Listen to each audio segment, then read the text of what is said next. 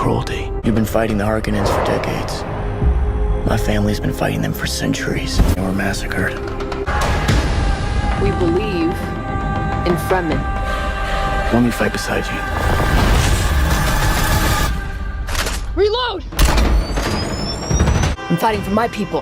Dune 2 opens with, I believe, the daughter of the Duke, correct me if I'm wrong, and she is storytelling. An update, it ends with the end of House Atreides. It transitions right into Paul talking to his embryo sister and awakening in the sun on the sand next to Chani. Paul and his mom take out some enemies in the next scene. After they are attacked, they drain their enemies, and in another scene, these super pale-looking men all chant at a holographic planet orb. They end up with the people eventually to turn in the dead, gain respect, and die. Paul's mom drinks the poison blue water, and the Fremen folk are livid. Paul wants to prove himself. He wants to learn the Fremen ways. He's put to the ultimate test. Thus, they go into battle. Paul and Chani kiss. He wants to prove himself worthy in the north. Enemies invade, but they are sent right back.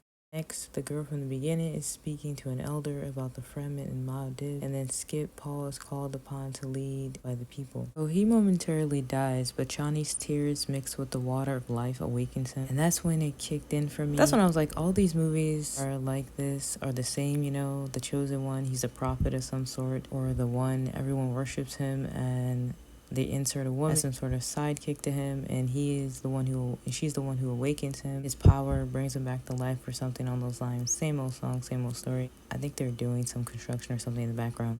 Turns out he's a Harkonnen, and the potential predictability of him betraying the Fremen probably in the end is typical.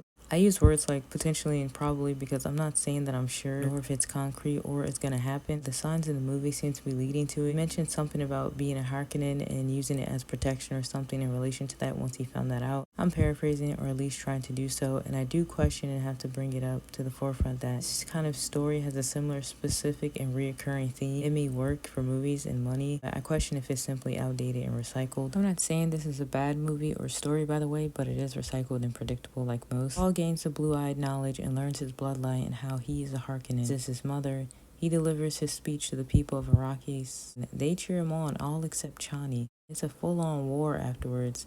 They win the war, and Paul tells Chani that he will love her forever as long as he breathes. Yet, when he sees the girl from the beginning of the film, he tells her, well, more so her men, he will marry her, and Chani is sort of casted to the side, and you can see how hurt she was. Even the foe that Paul went up against called Chani Paul's pet.